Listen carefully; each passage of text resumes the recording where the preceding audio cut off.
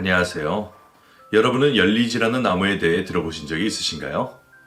예전에 아내와 함께 등산에 간 적이 있는데 그곳에 두 나무가 뒤엉켜 하나의 나무가 되어 있는 걸 본 적이 있어요. 아내가 그 나무를 열리지라고 하더군요.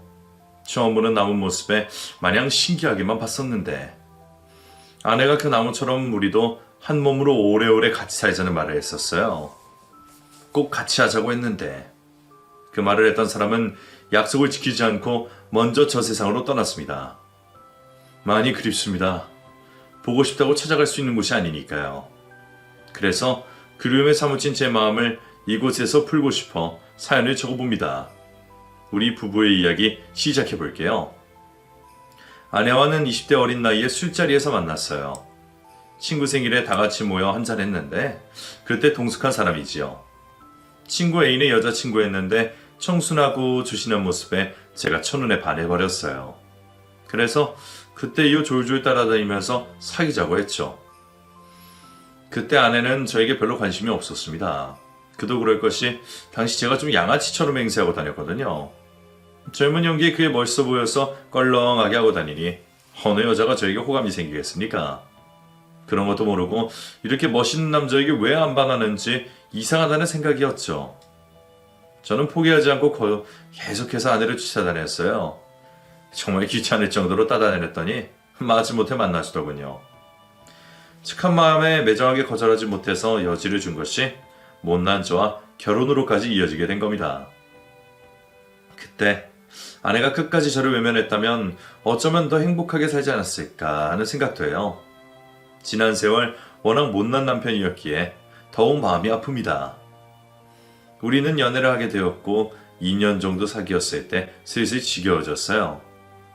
제가 좋다고 따라다녀 놓고 마음이 식었다며 딴 여자를 만나고 질이 안 좋은 친구들이랑 도박도 하고 술에 쩔어지내며 여자친구의 마음을 아프게 했어요. 오빠, 오늘도 여기 있는 거야? 이제 집에 가자. 빌린 돈도 아직 다 못 갚았는데 또 이러면 어떡해. 시끄러워. 네가 뭔데 이래? 네가 내 마누라냐? 뭐야, 너 게임 할 거야 말 거야? 해. 할 거야. 좀 저리 가. 너 때문에 아무것도 안 돼 진짜. 오빠, 제발 나랑 같이 가자, 어? 저리 안 가? 좋은 말로 할 때서 꺼져라. 오빠. 담배 연기 자욱하고 남자들만 수두룩한 도박장에 여자친구는 어울리지 않는 사람이었어요. 술에 취하고 도박에 미쳐서 제정신이 아닌 사람들을 무서워하면서도 저를 데려가라는 의지 하나로 그 더러운 곳에 자기 발로 들어와 저를 챙겼어요. 잃은 돈 때문에 눈이 돌아간 저는 그런 여자친구의 모습을 보지 못하고 거슬리게 하는 게 마냥 짜증만 났었어요. 그래서 그 마음을 고마워하지 않고 저리 가라고 윽박만 질렀죠. 상처 입은 마음에 그 큰 눈에서 눈물이 흘렀지만 신경 쓰지 않았어요. 오히려 찡찡거리는 모습에 짜증만 났고요. 꿈쩍도 않는 저를 포기하고 빈손으로 도박장에 나서는 아내의 뒷모습이 눈에 들어왔지만 그저 후련하기만 했어요. 그 일이 있고 며칠 동안 여자친구에게서 연락이 없었어요. 제 전화를 받지도 않고 그때는 따로 연락하며 만나는 여자도 있었기에 이참에 헤어지면 되겠다 그런 못난 생각을 했어요. 하지만 돈도 없고 겉멋만 들은 저에게 여자들이 오래 붙어있을 리 만무했어요. 곧 다 떨어져 나가고 저 혼자 남았을 때 여자친구가 생각이 났습니다. 염치 없게도 다시 찾아갔어요. 혼자 남겨주고 보고 자꾸만 여자친구 생각이 났고 왠지 이 여자 놓치면 안 되겠다는 생각이 들었거든요. 주위의 지인들도 놓치면 안 된다고 그러고 그래서 비겁하게 다시 찾아갔어요. 연락을 받지 않으니 퇴근하는 시간에 길목에서 기다리다 마주쳤어요. 저를 보고는 안색이 바뀌더니 곧장 피해가더군요. 잠깐만 얘기 좀 하자. 오빠랑 할 얘기 없는데요. 미안하, 내가 잘못했어. 이제 네 말 잘 들을게. 우리 다시 만나자. 다시 만나자는 말을 나한테 하고 싶어요? 사람이 어쩜 염치도 없이. 나도 알아. 내가 잘못한 거 한참 부족한 거 아는데 나한테는 너밖에 없어. 미안하. 사람 마음 가지고 장난치지 마요. 말은 싫다고 하면서 가던 길에 멈추고 눈물을 보이는 여자친구를 바로 안아줬어요. 너무 미안하고 이렇게라도 내 말을 들어줘서 고맙고 이번에 이 사람 놓치면 나는 끝장이라는 생각까지 들었어요.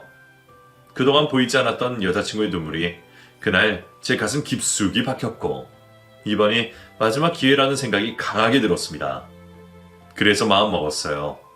다시는 이 여자 눈에 눈물 안 흘리게 하겠다고요. 정신을 차린 저는 그때부터 미친 듯이 돈을 벌었어요.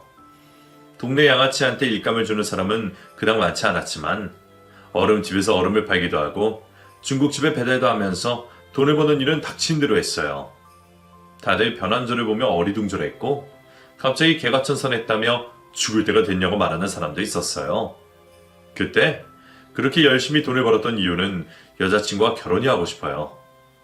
먹여 살린 능력이 있다는 걸 여자친구 집에 보여주고 당당히 결혼하겠다는 허락을 받고 싶었어요. 젊은 놈이 눈에 불을 켜고 돈을 버니 정말 벌리더라고요.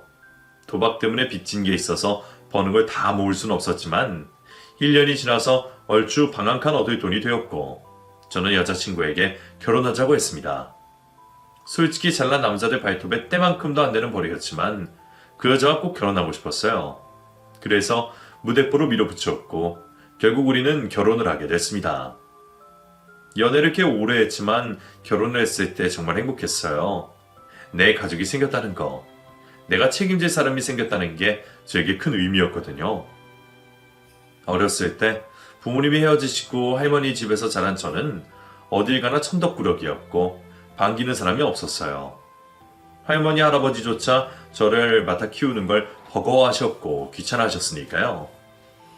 어린 시절 저에게 집은 그저 잠자고 밥 먹는 곳, 그 이상도 그 이하도 아니었지만 결혼을 하고 나서는 완전히 달라졌어요. 집은 저에게 있어서 포근하고 다정한 곳이며 언제든 제가 쉴 수 있는 안식처 같은 곳이었어요. 그래서 가정을 잘 지키고 싶은 마음이 컸어요. 결혼을 하면서 아내는 직장을 그만뒀어요. 당시에는 결혼하면 직장을 그만두는 게 관례였기에 더 일을 하고 싶어도 할 수가 없었죠. 저도 닥치는 대로 일을 했지만 일당받는 일을 오래 할 수는 없어서 다른 수를 내야겠다 싶었어요. 뭘 하면 좋을까 고민을 하고 있는데 아내가 과일 트럭을 같이 해보자고 하더군요. 과일 장사? 장사 아무나 하나? 그거 힘들어. 세상에 안 힘든 일이 어딨어요. 이렇게 돈 벌어서 언제 집 사고 애 키워. 장사를 해야 큰 돈 벌 수 있대. 한 번도 안 해봤는데 우리가 할 수 있을까? 당신이나 나나 이렇게 젊은데 무슨 걱정이야. 우리 둘이 하면 다 잘 될 거예요. 그걸로 아내와 저는 과일 트럭을 장만해 장사를 시작했어요. 차를 살 돈도 여유치 않아서 덜덜거리던 낡은 트럭을 구해서 다녔고 하루 24시간 잠자는 시간 외에는 목이 좋은 곳을 물색해 다니며 장사를 했어요. 처음에는 남는 게 별로 없었어요. 처음 해보는 일이니 셈도 느렸고 과일이란 게 생물이라 보관이 오래되지 않았거든요. 잠시만 파는 게 늦으면 상품 가치가 떨어져 원가보다 낮은 금액으로 떨이를 해야 했어요. 그러니 남는 게 뭐 그리 많았겠어요. 몇 달 동안 생활비도 안 나오는 걸 보며 포기를 해야 하나 싶었지만 아내가 말렸어요. 겨우 몇 달하고는 포기하냐면서요. 벌이가 시원찮아 저는 때려치우고 싶은데 아내는 그러지 말라고 했어요. 분명 제대로 하면 돈이 될 거라면서요. 아내의 말에 별 수 없이 마음을 돌려 과일 장사를 계속했는데 사계절을 보내고 나니 얼추 장사하는 요령을 알 것 같았어요. 그때부터 돈이 되기 시작했어요. 아내 말대로 과일 장사는 우리 부부에게 큰 기회가 되어줬어요. 트럭에서 장사를 하다가 몇 년 뒤엔 작은 상가를 하나 얻게 되었고 그곳에서 집도 사고 자식들 공부도 시키고 남들처럼 살 수 있게 됐어요. 365일 쉬는 날 하루 없이 명절날조차도 가게 문을 열며 장사를 꾸준히 했고 몸이 아픈 날에도 약을 먹어가며 참아냈어요. 그렇게 하다 보니 가게의 단골도 늘고 동네에서 제일 유명한 과일 가게가 됐습니다. 그때는 돈통에 돈이 돌아가는 것도 모르고 일을 했어요. 그 정도로 바빴고요. 장사하느라 자식 둘 크는 것도 모르고 그렇게 살았어요. 아이들이 태어나자 장모님께 부탁을 드려서 맡겨놓고 과일 가게를 지켰어요. 애 낳은 지 한 달도 안 돼서 다시 일하러 나오는 아내를 보며 얼마나 미안하던지. 혼자 가게 일을 하니 매출이 떨어지는 건 당연했어요. 그걸 못 견디하던 아내는 핏덩이를 떼놓고 가게로 나왔고요. 돌아보면 정말 악착같이 그렇게 살았습니다. 없는 집에 씹어와서 능력도 없는 저한테 코가 끼어서 평생 고생만 했어요. 아내는 인건비를 제일 많이 아까워했어요. 직원을 써서 일을 시켜보면 본인 마음에 안 드는 거죠. 그래서 다시 손을 보고 정리를 했어요. 그러니 직원을 쓰나마나 상황이 되니 결국 자신이 다 하더군요. 새벽 시장부터 마감까지 하루 종일 가게를 지키고 있으면 힘이 들 텐데도 절대로 먼저 집에 들어가는 일이 없었어요.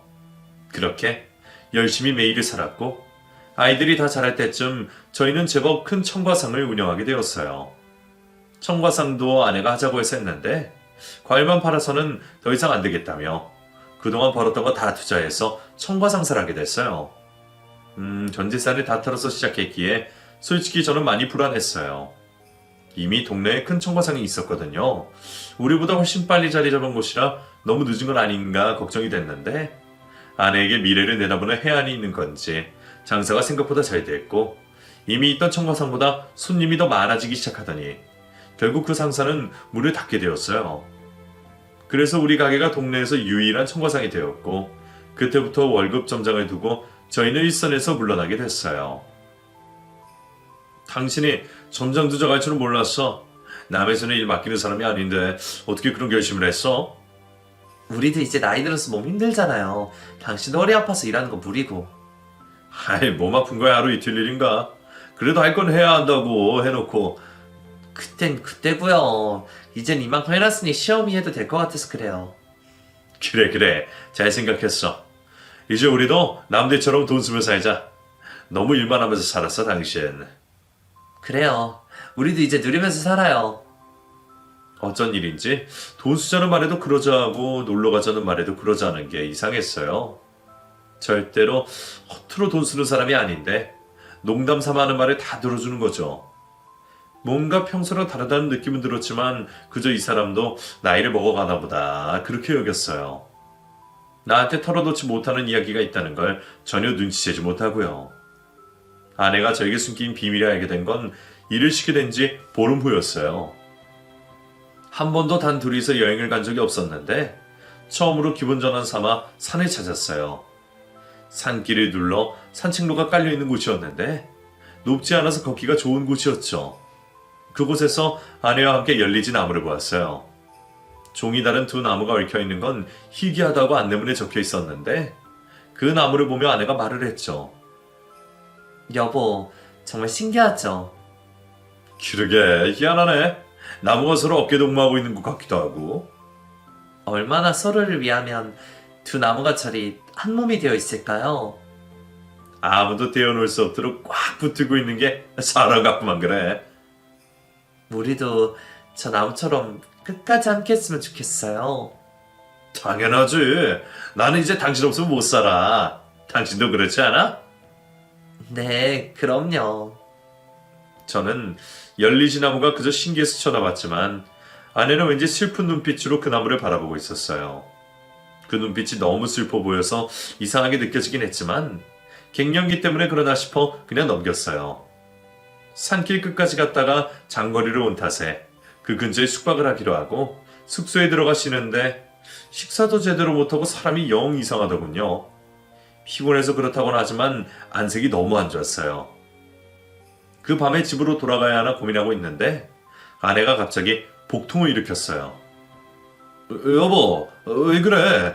미연아. 나 너무 아파. 아파, 여보. 어디가? 배가 아파? 여보, 나 좀 살려줘, 여보. 병원에 가자. 일어날 수 있겠어? 정신 잃지 말고 여보, 병원 가자. 얼마나 아픈지 순식간에 이마에 식은땀이 흘렀고 배를 움켜쥔 아내는 움직이지 못했어요. 제가 데리고 병원에 갈 상황이 안 될 것 같아 119로 불러 급히 인근의 병원으로 갔습니다. 응급실로 들어가 진료를 받는 동안 통증이 줄어들지 않아 곁에서 맘 졸이며 지켜봤어요. 행여나 어찌 될까봐 자리를 비우지도 않고 아내 곁을 꼭 지키고 있었죠. 아내를 진료한 의사는 저에게 큰 병원으로 가야 될 것 같다고 말했고 왜 아픈지 모르는 저는 답답하기만 했어요. 환자가 아픈데 의사가 치료를 못하냐며 소리를 지르고 있자니 아내가 말을 했어요. 여보, 나 암이야. 뭐? 나 암에 걸렸어. 무슨 소리 하는 거야?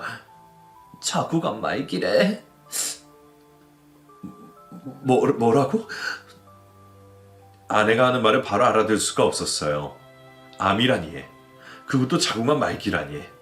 내 아내가 왜, 멀쩡한데 왜 암이라고 하는 건지 믿을 수가 없었어요. 장난치지 마. 무슨 암에 걸렸다고 이러는 거야. 저번에 병원에 갔을 때 검사 다 했어. 그걸 왜 이제 얘기해? 그럼 바로 수술을 해야 했잖아. 수술이 안 돼. 왜 수술이 안 돼? 말이 되는 소리를 해. 전이가 다 됐대. 여보, 나 죽는데 여보. 의사가 나 죽는댔어. 아내는 울음을 터뜨렸고 저는 화가 나서 견딜 수가 없었어요. 내 아내가 왜? 이렇게 착하게 살아온 내 아내가 왜 암에 걸린 거냐고 소리를 질렀어요.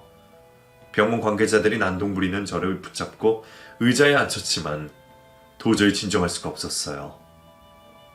겨우 숨을 고르며 저는 아내를 데리고 곧장 큰 병원으로 향했습니다.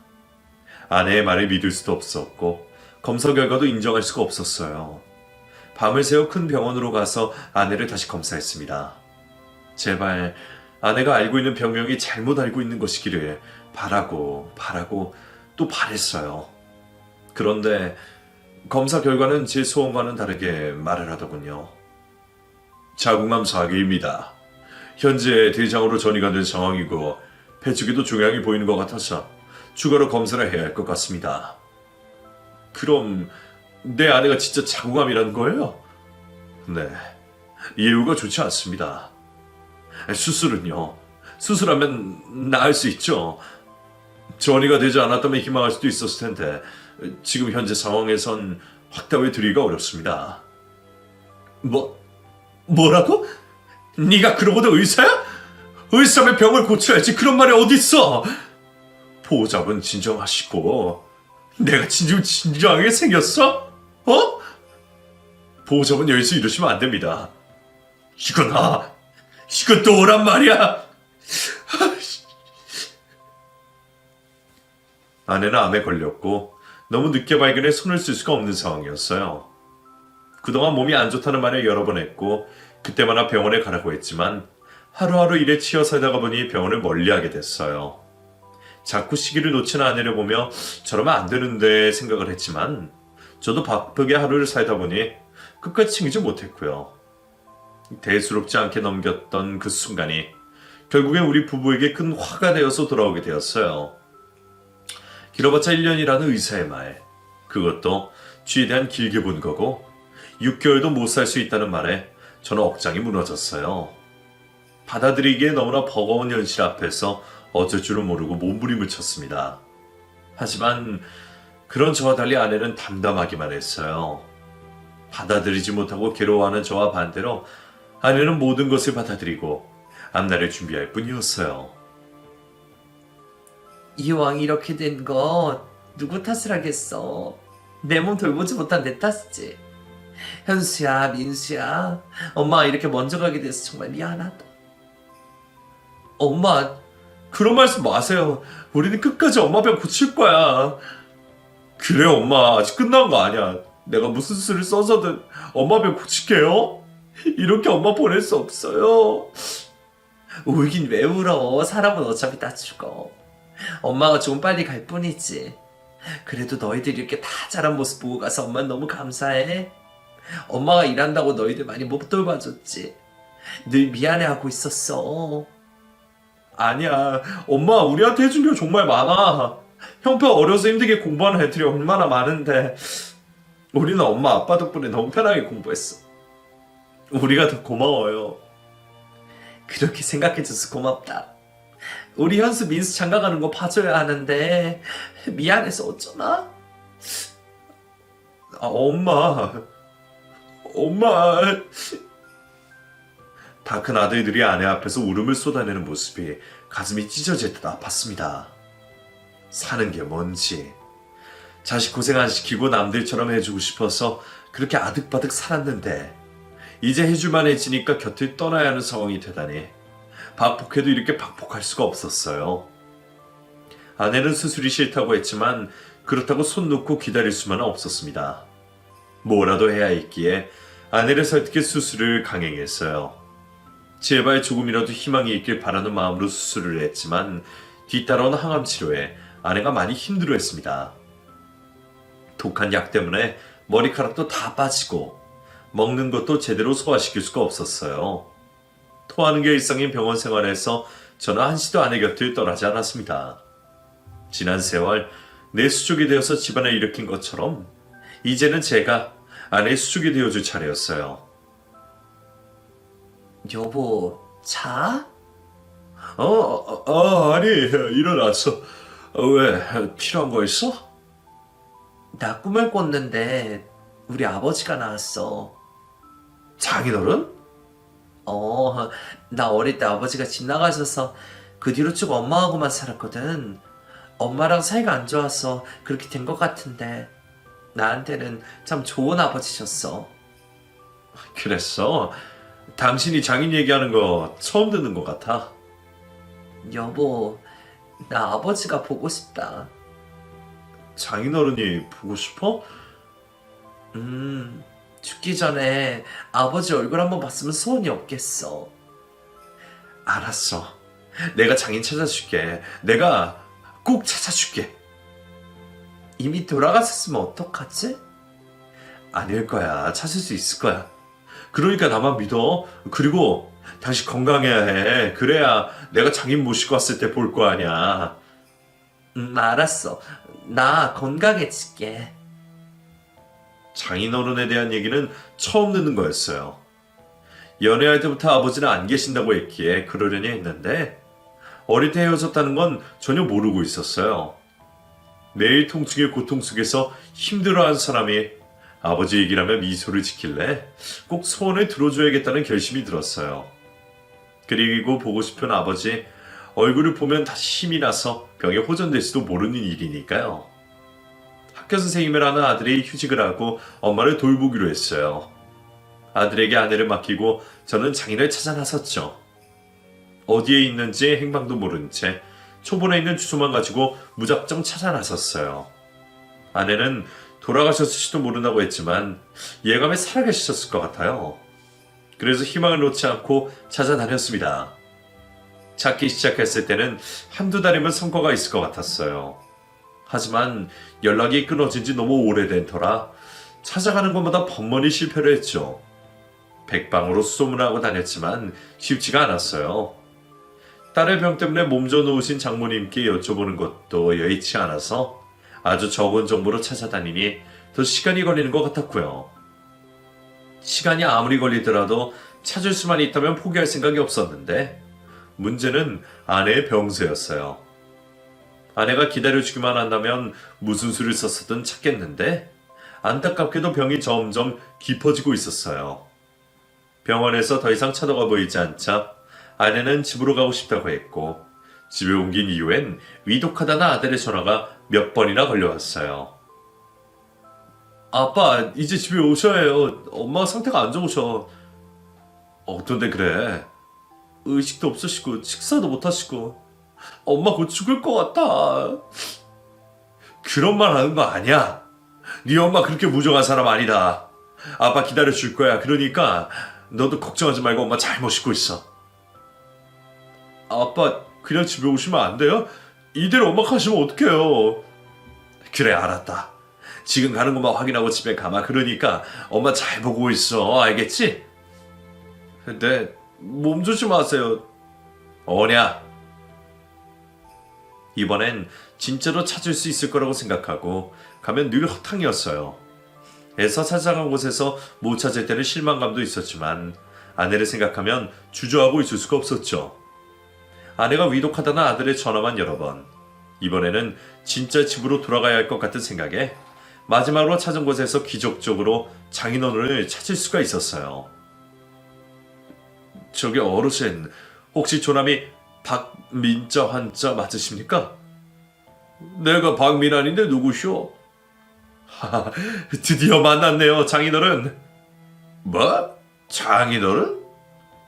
박미연이라는 딸이 있으시죠? 제 처입니다. 미연... 우리 미연이 얘긴가? 네, 맞습니다. 우리 미연이가 날 찾아 이 애비를... 네, 아주 많이 보고 싶어 합니다. 그래, 그랬구나. 장인어른은 딸이 찾는다는 말에 눈물을 글썽이며 아내의 이름을 몇 번이나 되뇌이셨어요. 장인은 여든이 훨씬 넘은 나이에도 꼿꼿하셨고 정정한 모습을 보며 일찍 병이 든 아내가 제 탓이 확실한 것 같아 마음이 더욱 무거워지더군요. 내가 고생을 많이 시켜서 병이 난 게 맞는 듯 했어요. 천근만근 무거워지는 마음을 추스리며 장인에게 서둘러 본론을 얘기했어요. 아내에게 시간이 많지 않기에 한시가 바빴으니까요. 장인어른, 저와 함께 아내를 보러 가주십시오. 우리 미연이가 아직도 예비를 잊지 않고 있어준 건 고마우나 내가 무슨 낯으로 그일 봐. 장인어른, 그러지 마시고. 나는 나설 수가 없어. 무슨 낯으로 그일 보겠나. 장인어른, 시간이 없습니다. 그게 무슨 말인가? 저는 아내의 병에 대해 장인께 말씀드렸어요. 그리고 시간이 얼마 남지 않았다는 말도 해드렸더니 장인은 털썩 주저앉아 울음을 쏟아내기 시작하셨어요. 애비 없이 크면서 얼마나 고생이 많았겠냐며 저처럼 본인 때문에 아내가 아프다면서 자책을 하셨어요. 그 울음소리가 너무나 애처로 저도 눈물이 왈칵 쏟아졌고 저도 장인을 붙들고 눈물을 쏟아냈어요. 괴로운 마음이야 장인도 저도 같은 마음이었어요. 하지만 오래 지체할 수가 없었습니다. 조금이라도 빨리 장인을 모시고 아내에게 가야 했어요. 장인은 딸이 아프다는 말에 서둘러 나설 채비를 하셨고 우리는 그렇게 아내를 보러 차를 몰았습니다.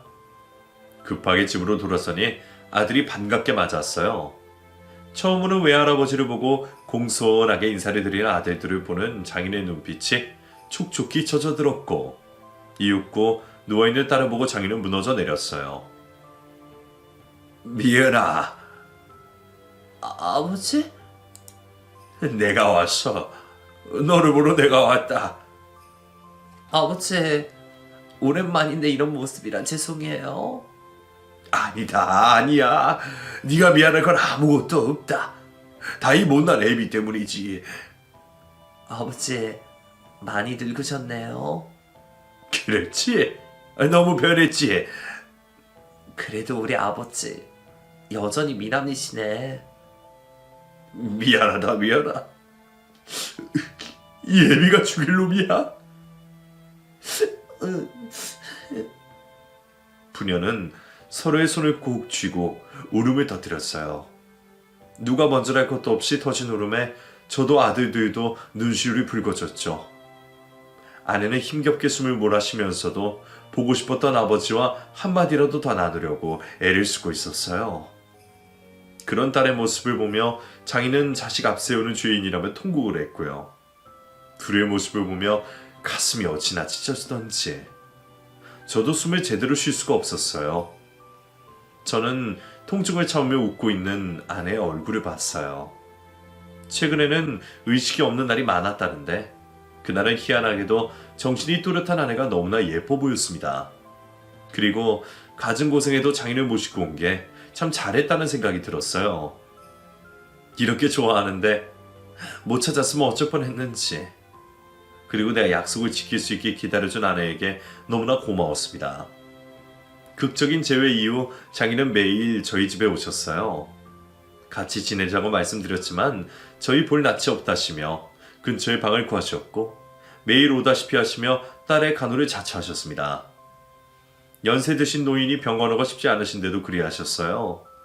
그 와중에 장모님과는 마주치기 힘들다고 하시면서 장모님 오시는 날은 피해서 그리 오셨어요.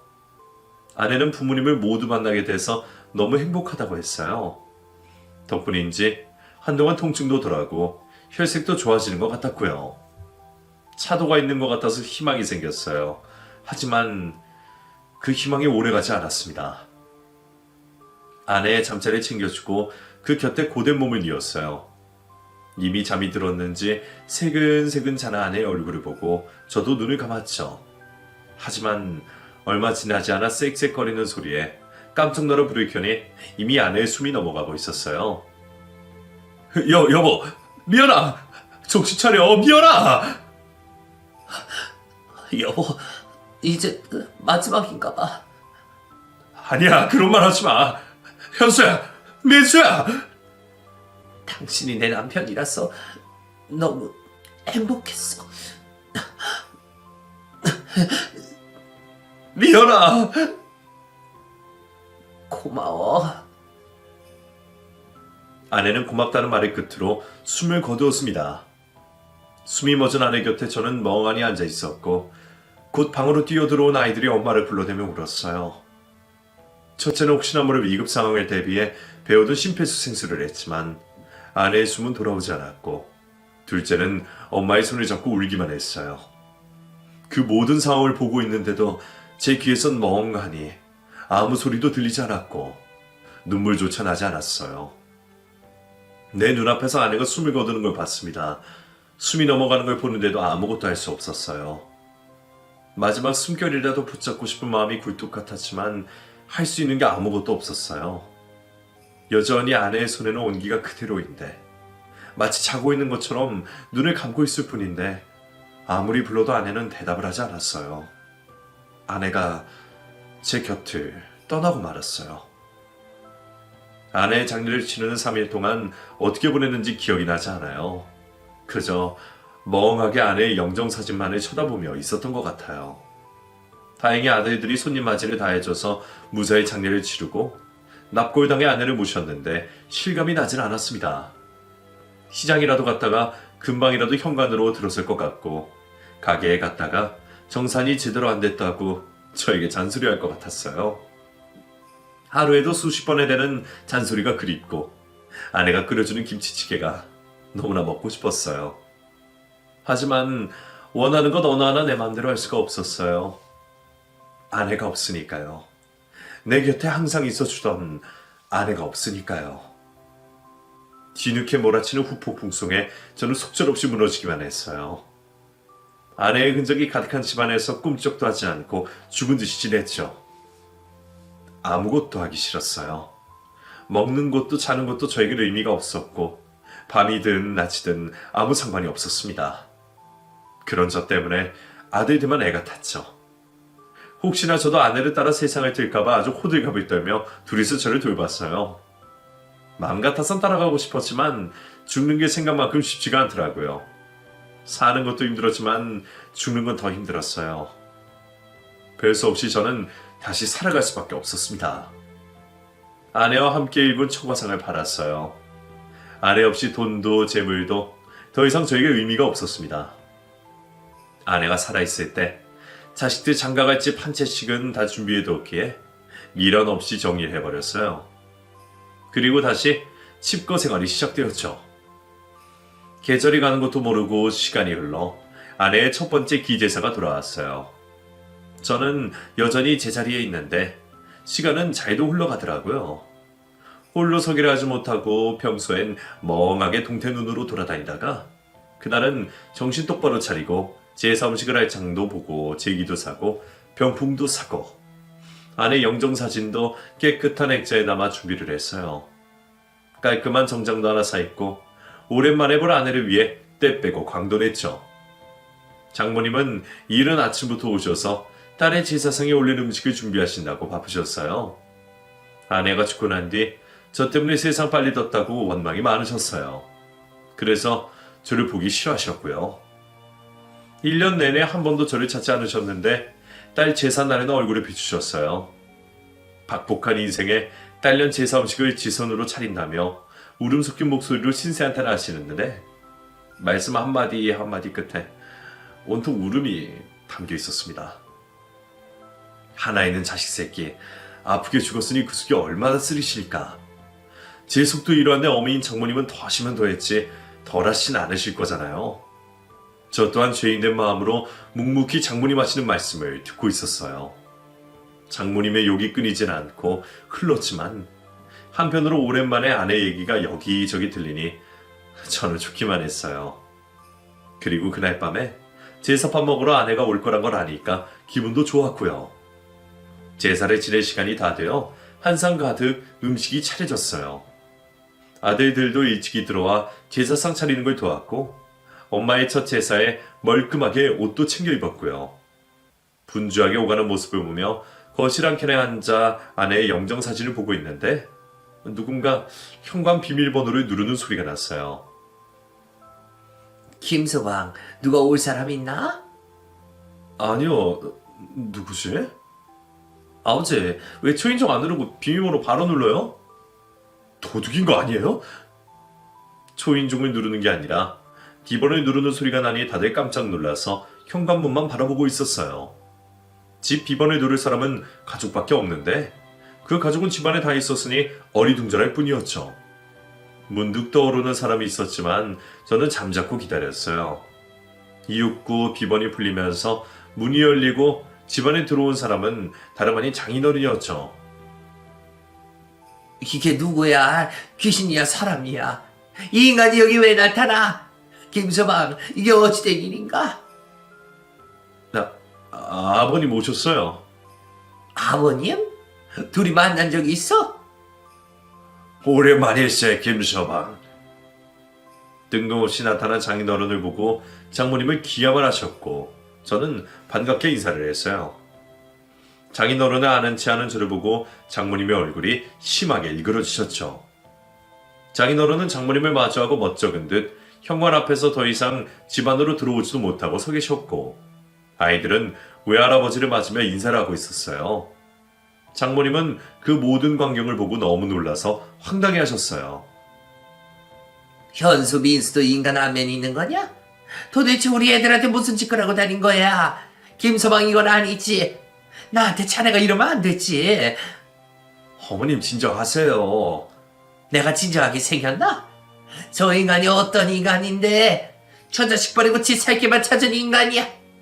그런데 감히 여길 찾아와 무슨 낯짝으로? 무슨 낯짝으로?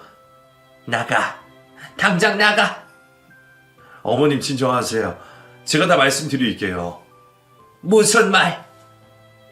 집사람이 장인어른을 찾았어요. 뭐? 미연이가? 네. 그래서 제가 장인어른을 모시고 왔습니다. 애들 엄마가 마지막 소원이라고 했어요. 우리 미연이가 그런 말을. 세상에. 장모님은 아내가 아버지를 보고 싶어 했다는 말에 바닥에 주저앉으셨어요. 그리고 가슴이 치며 울기 시작하셨어요. 아이고, 우리 불쌍한 미연이 애비한테 버림받고 그게 얼마나 가슴에 사무쳤으면.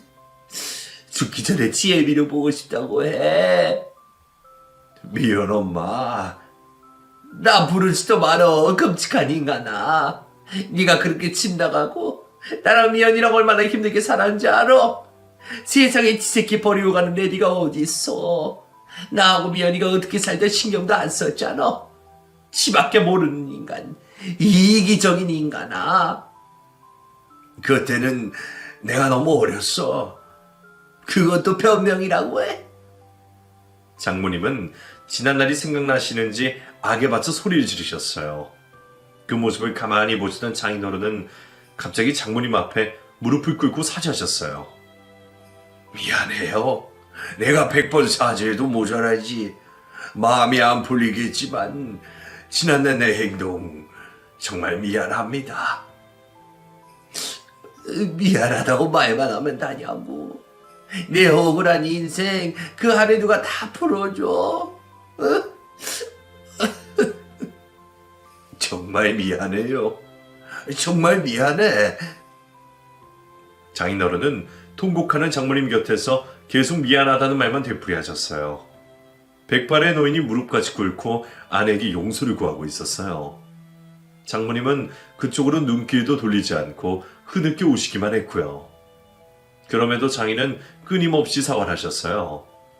결국 손이 풀리진 않았지만 마지못해 장모님은 사과를 받아주셨고 장인어른은 고맙다고 했습니다. 상황이 진정이 되고 드디어 아내의 첫 제사가 조용히 치러졌어요. 아들들도 한 명씩 엄마에게 술잔을 올렸고 저도 보고 싶은 아내에게 잔을 올렸어요. 부디 그곳에서 아픔 없이 행복하길, 지난 고통들 모두 잊고 행복하게만 지내길 그리 빌었어요. 그날 첫 제사를 지내며 아내가 기분 좋게 다녀간 것 같은 느낌이 들었어요. 자신이 사랑하는 사람들이 모두 모인 자리에서 맛있게 제사밥을 먹고 간 것 같아 마음이 편안했는데 그날 꿈에서도 웃는 아내가 나왔거든요. 아픈 모습 하나도 없이 20살 그때의 예쁜 모습으로 다녀간 아내. 고통도 슬픔도 없는 곳에서 행복하게 지내고 있을 거라는 걸 저는 믿고 있습니다. 그 뒤 아내의 제삿날마다 장인어른과 장모님이 오셨어요. 1년에 한 번씩 꼭 오셔서 서로의 안부도 묻고 그리운 딸 생각도 하며 시간을 함께 보내셨어요. 첫 만남에 그리도 화를 내시던 장모님은 같이 늙어가는 옛 남편을 부드럽게 바라봐 주셨고 그날만큼은 서로의 살아온 인생 얘기를 하며 동무처럼 지내셨어요. 그렇게 매년 힘든 걸음을 해주시던 장인어른은 몇 년 뒤 돌아가셨어요. 그리고 장모님은 아직도 딸의 제삿날에 저희 집에 찾아오십니다. 이제는 연세가 많아서 다니시는 게 힘들어 하세요. 기운이 되실 때까지는 오시겠다고 하셨지만 그것도 얼마 남지 않은 것 같습니다. 아내를 보낸 지 10년이 넘어가는 지금 아들들은 장가를 가고 자식도 낳고 가정을 꾸려 행복하게 살고 있어요. 아내와 함께 마련해둔 집에서 각자의 가정을 꾸려 열심히 살고 있죠. 아내의 제삿날이면 두 며느리가 집으로 와 정성스럽게 음식을 준비하고 손주들이 아내의 제사상에 절을 올리고 있습니다. 그 모습을 보고 있으면 뿌듯해져요. 아내와 내가 일군 가정에서 또 가정이 만들어지고 자손이 태어나는 모습에 흐뭇할 뿐입니다. 저는 아직도 아내와 살던 집에서 홀로 지내며 아내를 그리워하고 있어요. 이제는 슬픔보다는 아련한 그리움으로 남아 추억을 벗삼아 살고 있죠. 누군가는 아직 살 날이 많은데 세장가 가라는 말도 해요. 그럴 생각이 전혀 없다고 하면 저더러 한심하다는 말도 하더군요. 죽은 와이프를 아직도 끼고 산다고요. 저는 그렇게 말하는 사람이 더 한심하게 느껴져요. 평생 곁에 있는 사람을 소중히 할 줄 모르고 살 테니까요. 진정으로 아낀다면 그런 말을 할 수 없다고 생각해요. 그렇죠? 남은 평생 먼저 간 아내만을 그리워하며 살 겁니다. 몸은 비록 멀어졌지만 마음만은 열리진 나무처럼 여전히 하나니까요. 우리는 끝까지 하나입니다. 제 이야기는 여기까지입니다. 긴 이야기 들어주셔서 고맙습니다. 부디 곁에 계신 분과 행복하시길 빕니다.